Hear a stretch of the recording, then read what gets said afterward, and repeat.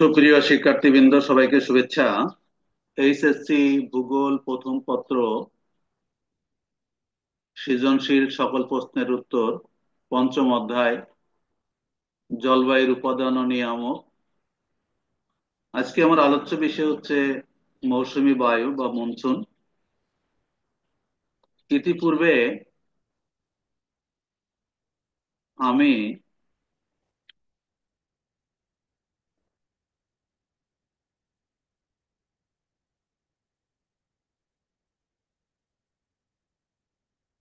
অনেকগুলো ক্লাস নিয়েছি। আজকে এই পর্বে আমার 26তম ক্লাস।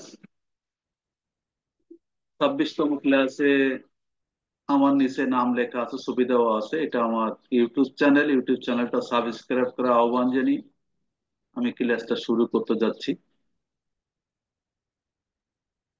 মৌসুমী বায়ু কাকে বলে, প্রথমে আমি আলোচনায় আসি।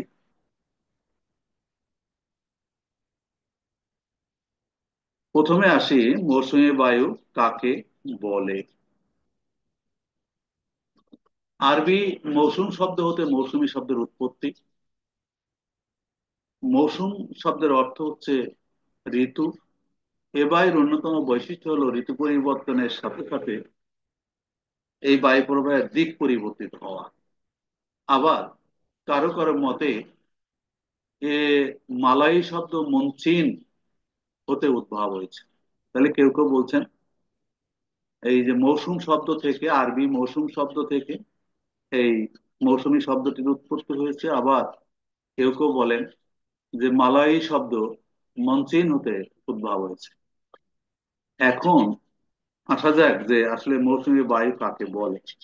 দক্ষিণ এশিয়ার যে বায়ু প্রবাহ 6 মাস উত্তর পূর্ব দিক হতে এবং 6 মাস দক্ষিণ পশ্চিম দিক থেকে প্রবাহিত হয় তাকে মৌসুমী বায়ু বলে। কি বলা হলো যে দক্ষিণ এশিয়ার যে বায়ু 6 মাস উত্তর পূর্ব দিক থেকে প্রবাহিত হয় এবং 6 মাস দক্ষিণ পশ্চিম দিক থেকে প্রবাহিত হয়, এই বায়ুকে কি বলা হয়? মৌসুমী বায়ু বলা হয়। আবার শীত ও গ্রীষ্মকালের সম্পূর্ণ বিপরীতমুখী বায়ু প্রবাহকে মৌসুমী বায়ু বলা হয়। এইভাবেও সংজ্ঞা দেওয়া যেতে পারে। এটা তো শীতকালীন অবস্থা, এটা গ্রীষ্মকালীন অবস্থা। শীত ও গ্রীষ্মকালের সম্পূর্ণ বিপরীতমুখী বায়ু প্রবাহ।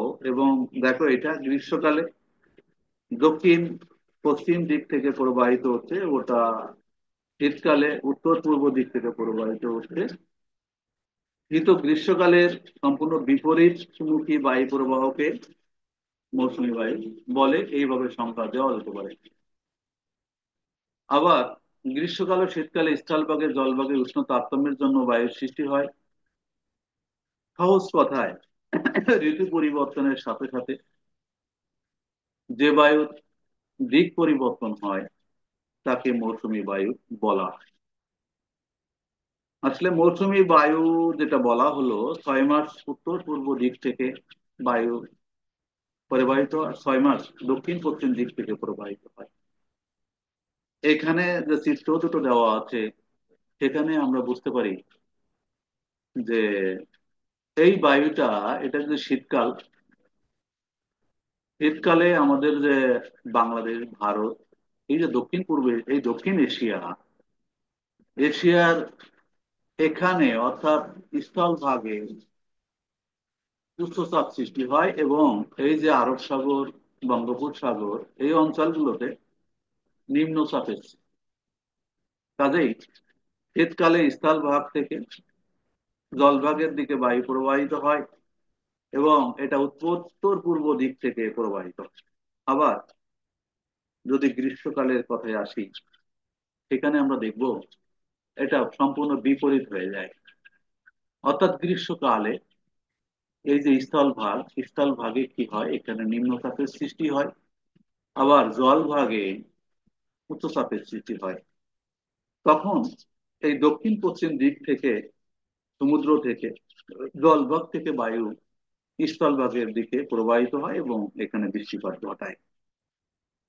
সেজন্য এরপরে ভিত্তি করেও স্থল বায়ুকে, এই মানে মৌসুমী বায়ুকে গ্রীষ্মকালীন মৌসুমী বায়ু এবং শীতকালীন মৌসুমী বায়ু এই ভাগে ভাগ করা যেতে পারে, ভাগ করা হয়।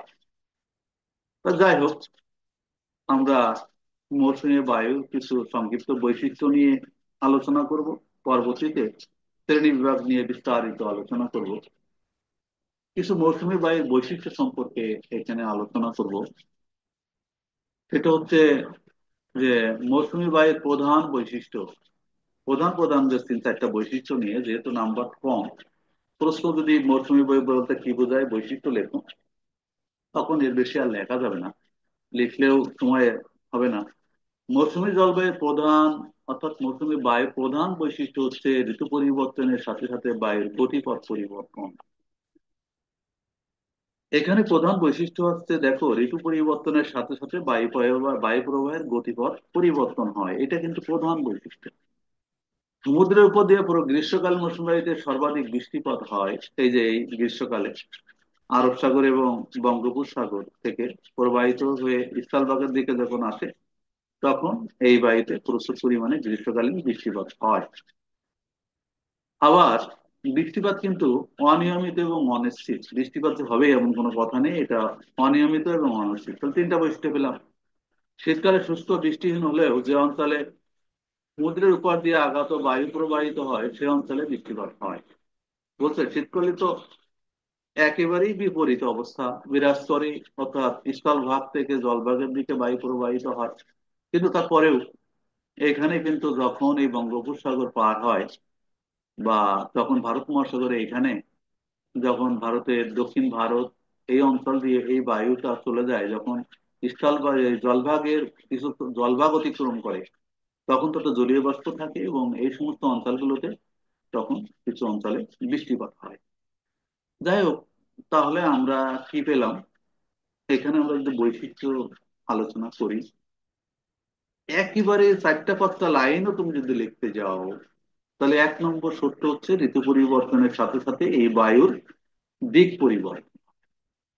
তুমি যদি আরো লিখতে যাও, গ্রীষ্মকালে এই বায়ু দক্ষিণ পশ্চিম দিক থেকে প্রবাহিত হয় এবং শীতকালে উত্তর পূর্ব দিক থেকে প্রবাহিত।